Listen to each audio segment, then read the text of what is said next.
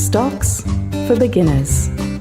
Phil Muscatello and Finpods are authorised reps of Money Sherpa. The information in this podcast is general in nature and doesn't take into account your personal situation. I was going through a complete re-education in what works in investing because I recognised that a lot of what I'd learned up to date hadn't necessarily been that beneficial for me, and I dove straight into all the behavioural finance side of it, as well as all of the more quantitative academic aspects of investing, which is something I hadn't got an education in when I was in the city or at Goldman's, but it's something I self-educated on because you started to find there was just so much free publication of academic papers. There are some great stock market classics. Hi and welcome back to Stocks for Beginners. I'm Phil Muscatello. This is the 6th anniversary of the podcast. Where did the time go? During that time, I've had the privilege of hosting numerous insightful guests on this podcast, each bringing their unique perspective to the world of investing. This is a special compilation episode to revisit some of the most fundamental and classic valuation metrics that every investor should understand. Let's kick off with Richard Hemming from Under the Radar Report, as he discusses the forward-looking PE ratio and how future earnings forecasts can influence investment decisions. You're looking for value. I mean, this is what we're talking about here. And how can a beginner investor really work out what that value is? I mean, you mentioned the forward-looking PE. Let's just dig a bit deeper into that and what it is about that metric that really made you interested. Well, I think the forward-looking PE is one thing, but also... And this is different to like the PE ratio. If you just look at a raw PE ratio... Yeah, well, the forward-looking PE is the key because it's what the expectations... Generally, consensus with these big cap stocks, loads of analysts cover them. So your average PE, your average forecasts are going to be pretty good. You don't need to do that kind of scratching around yourself. It's all there. So your consensus forward PE is a pretty good guide. And so that's what you're looking for, consensus forward PE. You're looking for consensus earnings and the PE based on that. And you look at, okay, what multiple has this stock traded at over its lifetime? So its average multiple, what's it trading at now? That's generally a simplistic view of looking at it. So, okay, I know this product, I use this product. It seems to be going pretty well to me. Like this is the Peter Lynch factor. Oh, I use it. Therefore, like I bought Sydney Airport because I got sick of paying parking fees. At the Sydney Airport, I thought I've got to buy the Sydney Airport just to give myself a hedge against this. And that worked actually pretty well. Those dividends paid for it, which brings me on to, okay, you want to get a lower than average kind of multiple, all things being equal. What you also want to be aware of is where that 10-year bond yield is, because that is the key indicator for value. So the 10-year bond is, just over 4%. What kind of dividend yield are these guys paying me? So Commonwealth Bank is actually paying about the 10-year bond yield. What we've said, okay, you've got your forward PE, you generally want to be paying a lower multiple than they pay. And like the closer you get to that PE multiple of 10, the better off you're looking, because basically if you're all things being equal, if they achieve kind of market earnings growth, you could double your investment in 10 years. That's basically what a PE of 10 stands for. So that 10, what are the components that make up that figure of 10? Well, you've got what a PE is, it's simply like a quick and simple version of the forward earnings or the forward dividends that a company's making in today's dollars. So you've got E over K minus G. So E is your future earnings or your future dividends, and you're dividing that by your cost of capital minus your growth. So with a stock like BHP, like that might have a 10, and Wesfarmers or Westpac might have a PE of 10. But the difference is that basically the growth factor is going to be more consistent from Westpac than it is for BHP. So your variability is higher. So basically what you're saying is over time there's going to be a volatility of earnings, more so with BHP because it's relying on commodities prices than Westpac. But over time, the price that I'm paying is anticipating that I'm going to get an average of 10% return a year, which means that my money should, all things being equal, double over time. The lower the PE, the better value you're getting generally from a stock. And on top of that, as I said, what you want to do is look at the yield that these stocks are paying. There is more volatility from a dividend yield that you're going to get from BHP than from Westpac, but you have that benchmark of that 10-year bond benchmark of 4.1%. So even though you might be getting a higher dividend yield from BHP in the earnings at the current level, like 7% versus Westpac might be 6 or 5%, your uncertainty is greater about the future dividends for BHP than it is about Westpac. And that's really worth noting, isn't it? Because if you just look at a dividend yield just on a statement, it's not telling you the whole picture, is it? It's not telling you the whole picture, and the P factors in that volatility more than the dividend yield does. So it's a better litmus test for how expensive a stock is. It's a good proxy for what I said before, E over K minus G. And this is the forward-looking PE, not just the a forward-looking PE is always the key. That's Richard Hemming from the Under the Radar report. Check the show notes for links to further information about him. Tony Kynaston is from the QAV Investing podcast. Here he talks about valuation based on company earnings. We also digress into impairment costs, explaining what they are and how they're reflected in financial statements. The thing about share investing is it's not a straight line from the lower left to the upper right. It doesn't always go up, but in the long term it goes up. So it's the old adage of timing the market versus timing the market that's important. It's the difficult thing, though, isn't it? The psychology and the emotions that you feel. Absolutely. It's these times when you do feel like throwing in the towel. Yeah, no, absolutely. And I'm not saying it's not going to get worse before it gets better too.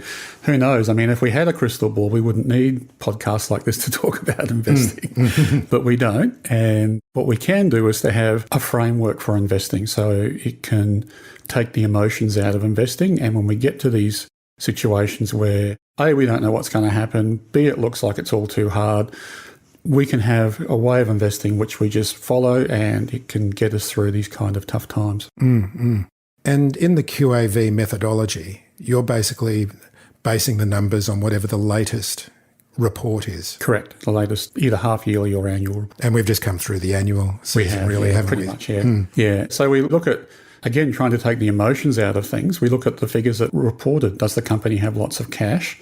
Are there certain quality metrics that it meets? And then can we buy at a reasonable price? You just mentioned interest rates. Do you believe that interest rates are what's been driving market pricing at this stage? Oh, interest rates always do drive market pricing because if you're a company that rents or leases space, your costs have gone up because interest rates have risen. If there's inflation going on, so that's part of why interest rates are rising, so that hurts other companies. So yeah, it's a big thing. Does it affect how I invest? Indirectly it does because it affects the economy, but directly no. We can still find good quality companies, probably even more so in a downturn like this, that have lots of cash and you can invest in for the future with them. What's the importance of having lots of cash? Well, I think the most important thing is that, if you've got a lot of cash, you're not really being affected by interest rates, are you? Because cash is separate to borrowing. You're not paying interest. Yeah, we're looking costs. for low debt in those kinds of companies as well. It's one of the metrics we go through and look at. So yeah, cash is always king. What Warren Buffett said it more succinctly. He said he looks for companies that can raise their prices at any type of environment in the market. So that's the kind of quality company he looks for. And those kind of companies have lots of cash on their books. And it also means that they can survive through any kind of downturn. Correct. Like I believe during the COVID situation, there were a lot of companies, if they had a strong balance sheet, they were able to sail through. Oh, absolutely, yeah. And I'm not saying that those companies their share prices still won't go down, but they will recover. And of course, the time to buy them is when the share prices are down too. So that's another important metric. We use an analogy called the coffee shop analogy. So if you think about a local coffee shop, and there's one up the road here, if they sell coffee at $5 a cup and they sell a certain number per year and they make a net profit of 10% on that, you can work out what that place is worth if you wanted to go along and make an offer to buy it. There'll be a certain number of years into the future you'll project that kind of cash flow for, and you do what's called a discounted cash flow back to what you want to pay for that stream of income, and you'll pay a certain price for that coffee shop. Now, if McDonald's opens across the road and has a McCafe in it and it's selling coffee at $3 a cup, then the coffee shop that we bought when things were good will be worth less because they're going to have to try and match the competition across the road. So no more $5 cups of coffee. And they're also going to sell less because there's now a competitor in the market. So, what may have been, I don't know, I've just picked numbers here, $1 million investment is now worth $800,000 or $700,000 or whatever the number is, simply by discounting fewer cups of coffees and a lower price per coffee going out into the foreseeable future. If we were a listed company that did that, so say we're a chain of coffee shop owners, then we would have to go to the market and say, we paid $1 million for this coffee shop, it's now worth $800,000, and we have to take what's called an impairment of our assets. The accounting rules say if we have an asset on our balance sheet, it has to be valued correctly. And that's important for transparency in the market. So if you're an investor wanting to buy shares in that company, you're not over or underpaying for the assets that are on the books. They're not trying to cheat you by saying, hey, we have lots of assets that are valued at this, when they're not. If you're a bank that's lending money to that company, you've got to have a fair idea of what the assets are worth before you invest. So they have to take what's called an impairment in the coffee shop case we just talked about. And that would be a couple of $100,000. Because of the way bookkeeping works, that would be a cost on the profit and loss, which would reduce. So it's not on the balance sheet. The assets on the balance sheet. Yeah, but then the impairment goes onto the profit and loss. Correct, yeah. Oh, okay. I was wondering how that works. It's double entry bookkeeping, I guess. But but yeah, you've got to do that. That's what's often called an abnormal. So you might see in some company reports every year, here's our underlying profit, and then there are all these abnormals, and some of those are impairment charges. And sometimes the impairment gets written back and it becomes a boost to profit because of that. And Macquarie actually had a couple of those this year where they took impairments on, or what they call credit impairments, and they wrote them back because they didn't need to use them going forward. So anyway, the companies are always adjusting the asset value because of that, and then taking a write down or a write up to their profit and loss. But more importantly, I think that's a once-off cost. So if you're doing a discounted cash flow, straight away, one of the years in that cash flow is not going to have the income you thought it was. But then you say to yourself, okay, well, this coffee shop going forward is worth less, so therefore I'm going to take that off my discounted cash flow. And then if you're an investor, you might say, hang on, this listed coffee shop chain has 50 coffee shops. How many more might be affected by McDonald's opening up in the next 5 years? Let's reduce the valuation on the company based on that. And suddenly, if the share price was $10, it's now $8 because all those discounted cash flows have been reduced based on the one impairment on that one asset. That was Tony Kynaston from the QAV Investing Podcast. Check out the episode notes for links. There's great discounts available by using the promo code SFB or SFB Lite. Have a look and see if it suits you.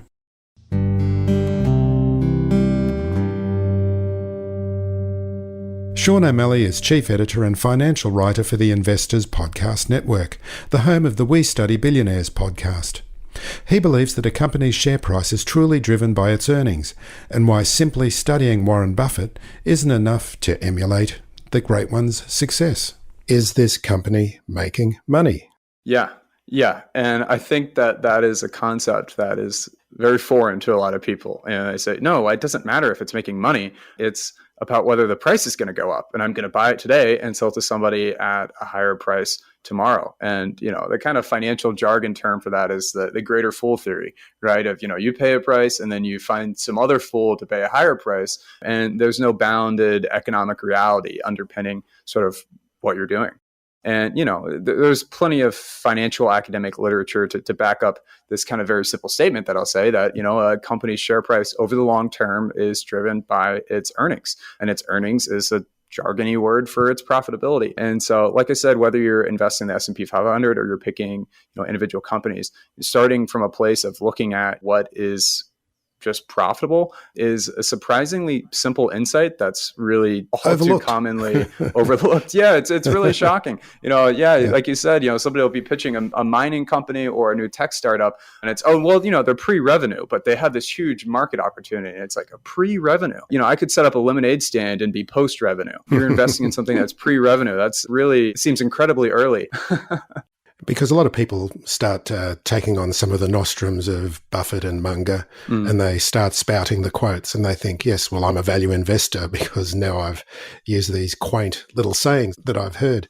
But I think you've sort of also seen, and especially with We Study Billionaires, because the guys are talking to a whole bunch of people who've made money, and it's like you say, there's all sorts of ways of making money in the markets. And just speak to that for a moment. Yeah, well, there's a certain snootiness to value investing. Like you said, where you quote these sort of very colloquial things that Buffett would say. And don't get me wrong, I have as much respect for Buffett as, anyone in the world. I went and saw him in Omaha speak with Charlie Munger this year, and it was one of the highlights of my professional career. But at the same time, it does bother me when I see people just kind of throw out these very generic expressions that Buffett may use or maybe even misinterpret the context with which he said it. One interesting thing about Buffett is that the investment that he's made the most money on in his career from a kind of a nominal total amount of dollars perspective is from Apple.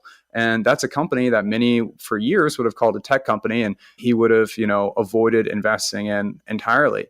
And so in many ways, he is far more flexible and dynamic of an investor than a lot of people give him credit for. People say he would never invest in tech, and maybe Apple isn't a tech company, but I don't know, they produce a lot of great technology. So Buffett himself has learned and evolved over time. And I'm not telling anyone to go dive into tech stocks that they don't understand, but we do live in a different world. And a lot of, where Buffett started out with was inspired by his mentor, Benjamin Graham, who would do, the expression is cigar butt investing, where you would pick up these stocks on the side of the road that had one puff left, and you'd get the last puff out of them.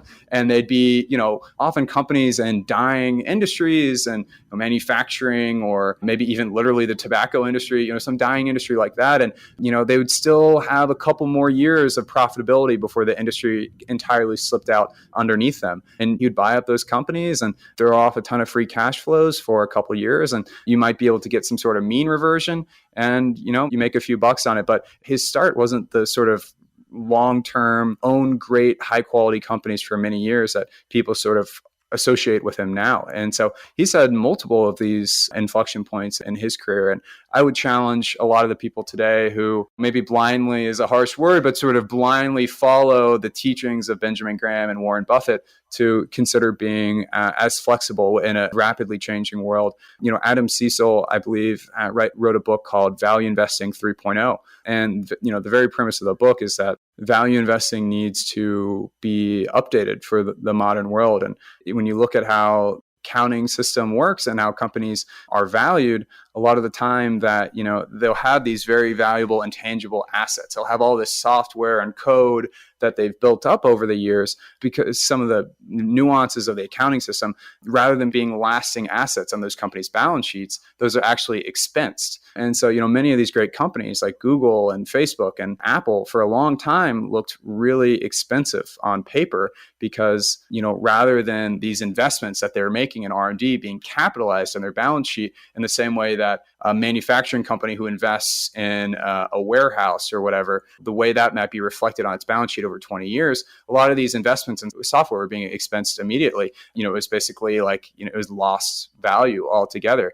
So even just there's some failures of the modern accounting system to really capture what companies are worth in the 21st century and how to value this very, digitally native economy that we find ourselves increasingly moving into. So he's been a great influence on me, and I've really enjoyed reading his book. And I think he is probably touching on a very important inflection point. And, again, like I said, I would just encourage a lot of people to be honest about what they don't know and humble about it, and, be willing to be flexible, to think about how the world is changing around them, and, whether extrapolating lessons from the 1940s with Benjamin Graham are still appropriate. And again, there's some incredible fundamental truths that I wouldn't want to disregard or have people overlook. But on the other hand, there's just some technical aspects of markets that are very different now. That was Sean O'Malley, the chief editor and financial writer for the Investors Podcast Network. Ed Croft is the founder of Stockopedia. He's done a lot of research into academic papers on investing. He's found that the PEG ratio and factor investing are great tools for smarter stock selection. So the PEG ratio I got particularly interested in from a great British stock market classic called The Zulu Principle by an author called Jim Slater.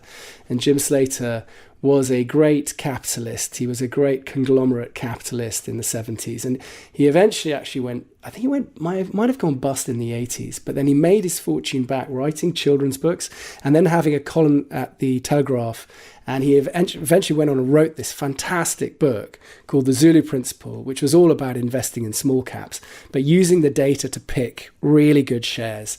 And Slater's went on and set up Slater Investments, which is now one of the most successful small cap fund managers in London. He's died now, but he was a big inspiration to everything I've done, actually. And I was always a fan of his work.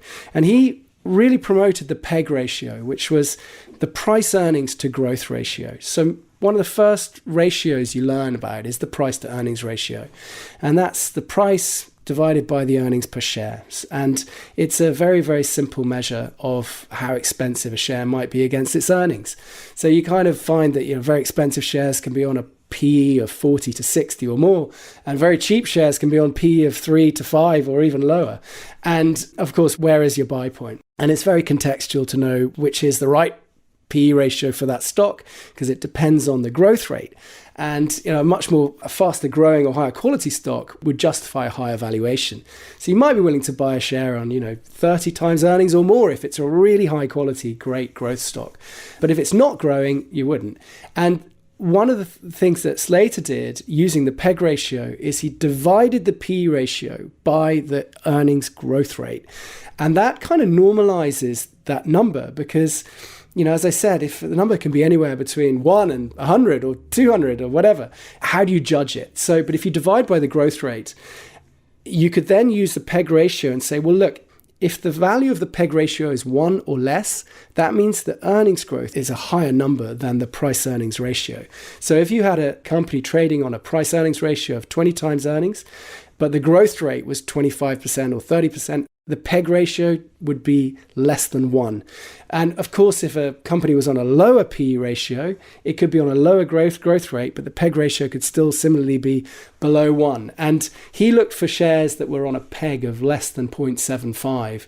And that meant you were buying growth at a reasonable price. And I think that's a very powerful idea. And it's always been a very perennial idea for all investors. If you can buy growth at a reasonable price and do that, habitually, you can do well in the market.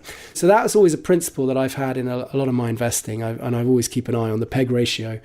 I was going through a complete re-education in what works in investing because I've recognized that a lot of what I learned up to date hadn't necessarily been that beneficial for me, and I dove straight into all the behavioral finance side of it, as well as all of the more quantitative academic aspects of investing, which is something I hadn't got an education in when I was in the city or at Goldman's, but it's something I self-educated on because you started to find there was just so much free publication of academic papers. There are some great stock market classics, and we started weaving all of these key themes and ideas into everything that real ethos and foundation of the service as we started building it up. So part of the process of putting together Stockopedia was looking at some of the academic research that you referred to before.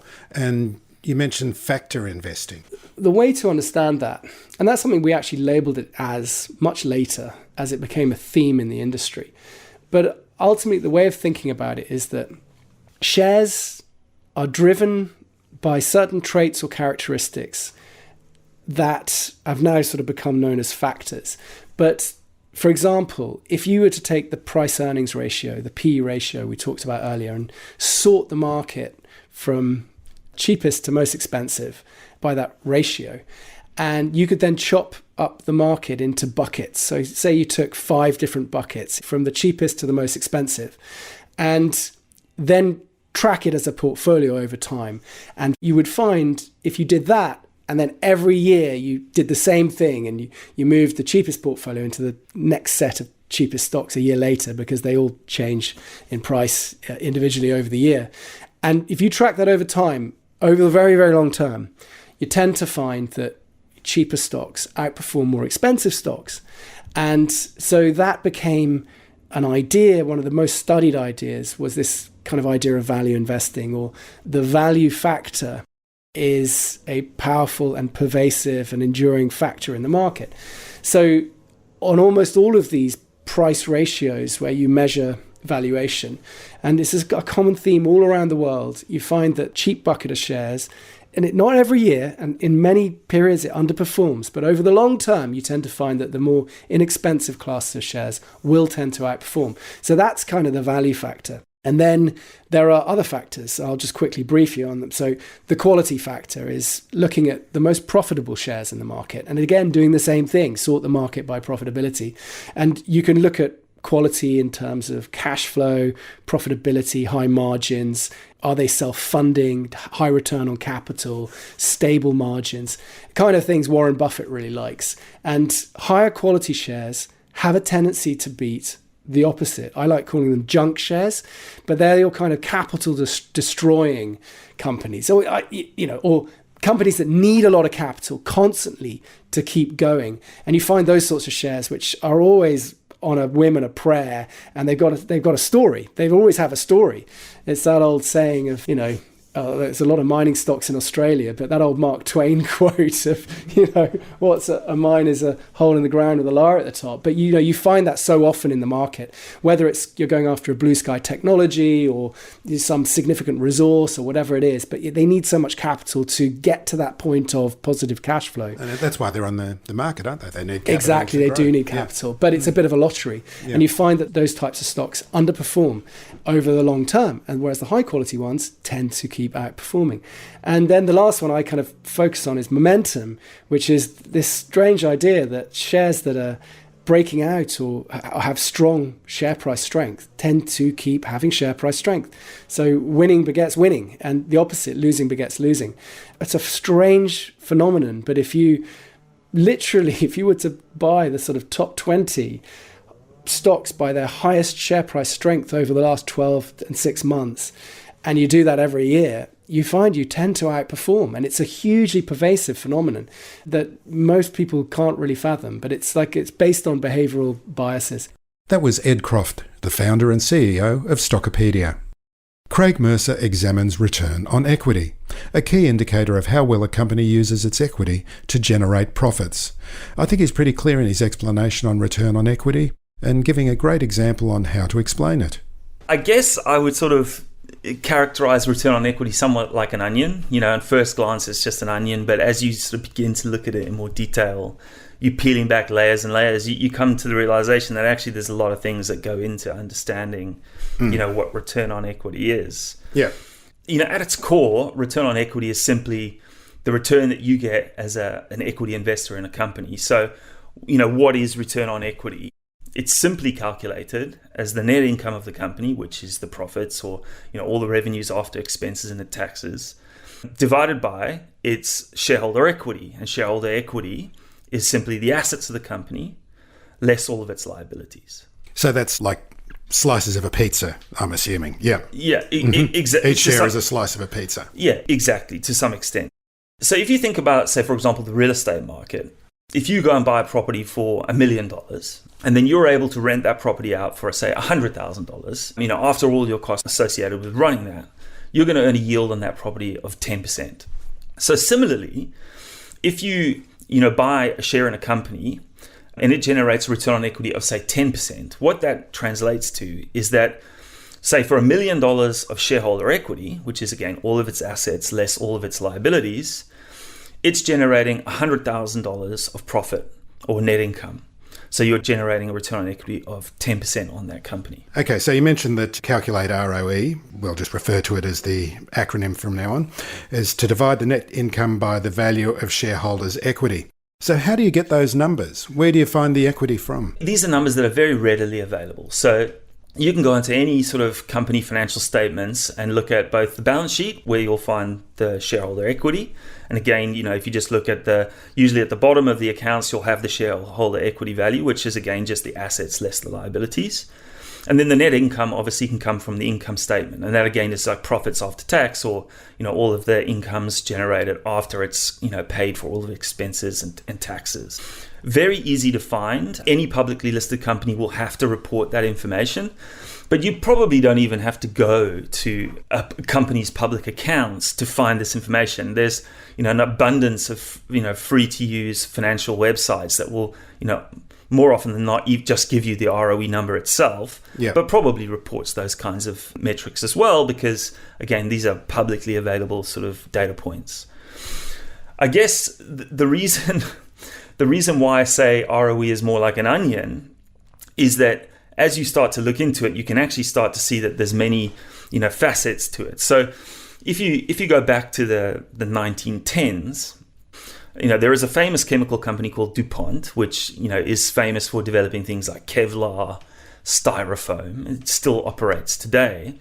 But back in the 1910s, a salesperson at DuPont was trying to build some sort of efficiency data points for an internal sort of meeting.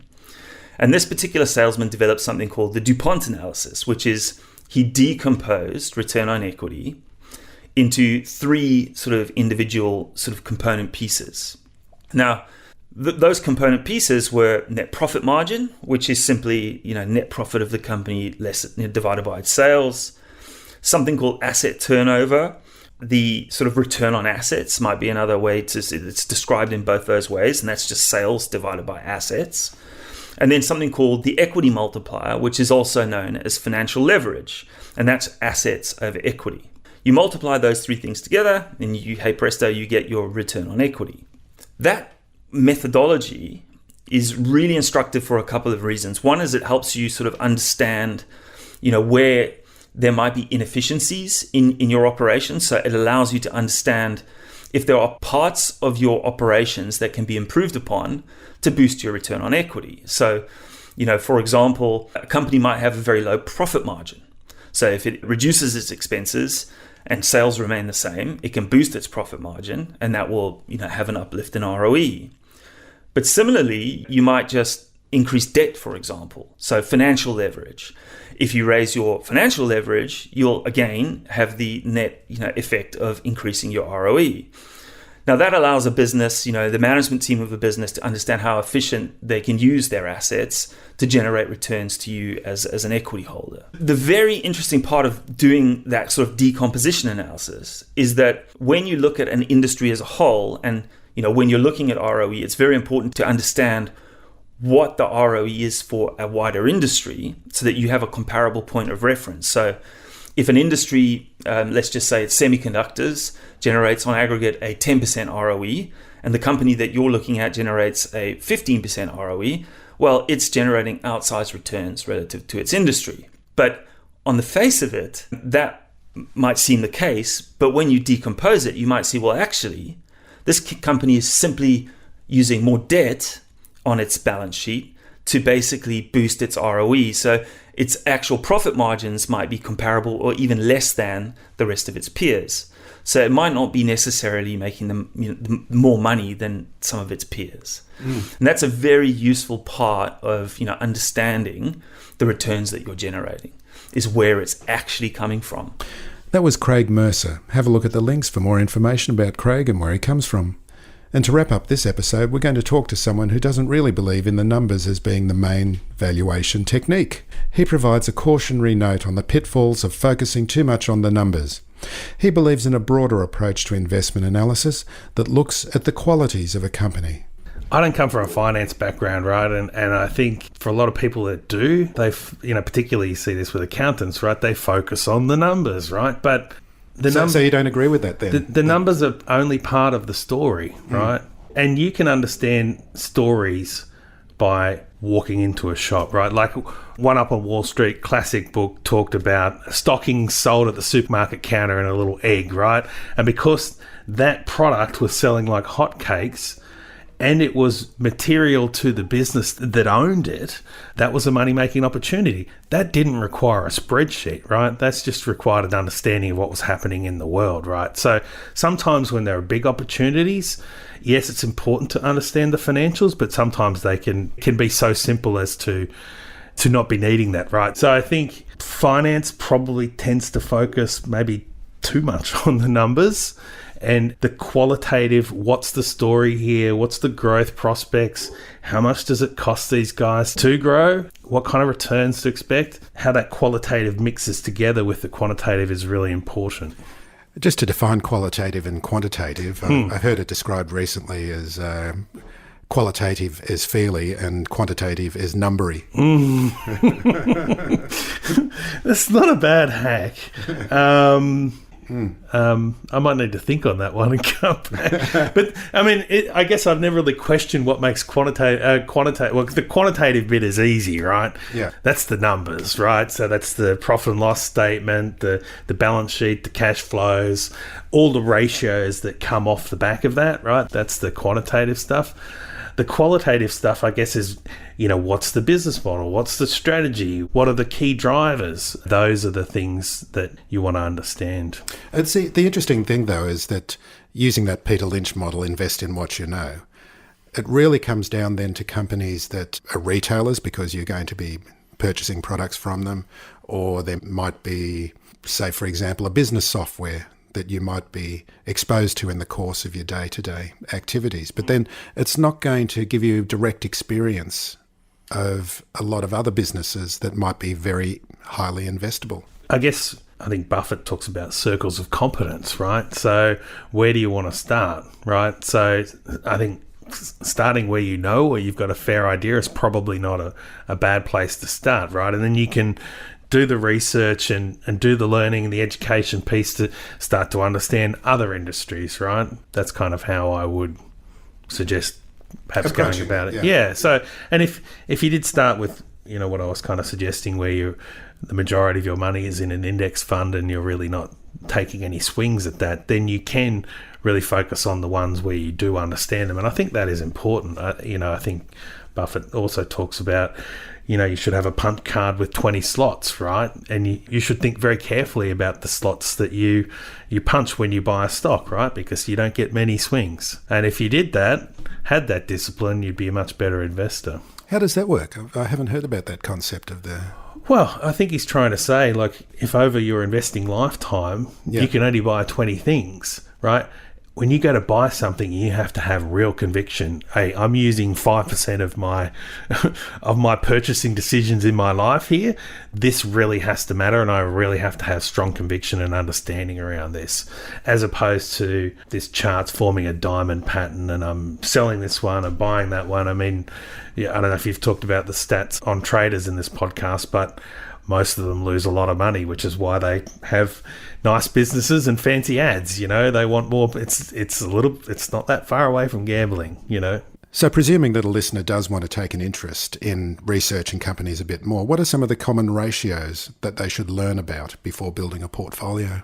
Yeah, I mean, I think Howard Marks talks about this among others is, people are looking for a formula and a number, right? And if it's formulas and numbers, there's a whole army of quantitative analysts out there mining that stuff, right? So it has to be more than that, right? So you need to bring the qualitative understanding to bear as well. Having said that, return on invested capital is one that we particularly use at Morningstar. So for every dollar of capital invested in this business, how much is it going to return you every year? Is it going to return you 10 cents, 10%, or is it going to return you 20% or 50%, or is it going to return you 5%? That's one piece of information, right? And where can you find that number?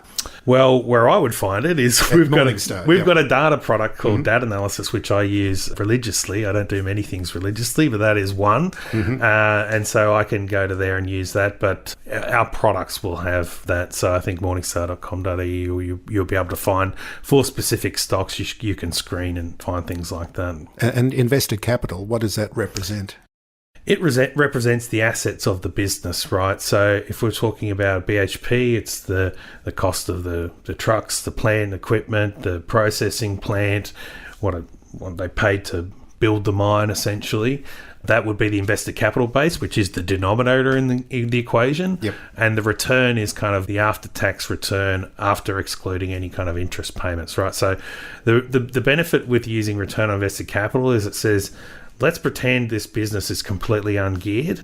And why does that matter? Okay, well, if you use a return on equity, what happens is you might have a business that's generating a modest excess return on invested capital, but if you gear it up 5 times, the return on equity looks amazing, right? It can be 20, 30, more %, right? So if you're using return on equity as a screen, because it's got that financial leverage factor in there, it can lead you into risk taking. So if you're in really good times, right, and you're searching for return on equity, really good times is when these businesses tend to get geared up. The market may be somewhat cautious on these names, so have an understanding of greater than average financial risk. And so they'll show up nicely on a PE. You do a return on equity and PE screen, you're essentially screening for over-geared companies, right? And then, okay, market turns down, it's like, whoa, these are the businesses that are more likely than not to get hit, right? Thanks for listening to Stocks for Beginners. If you enjoy listening, please take a moment to rate or review in your podcast player, or tell a friend who might want to learn more about investing for their future.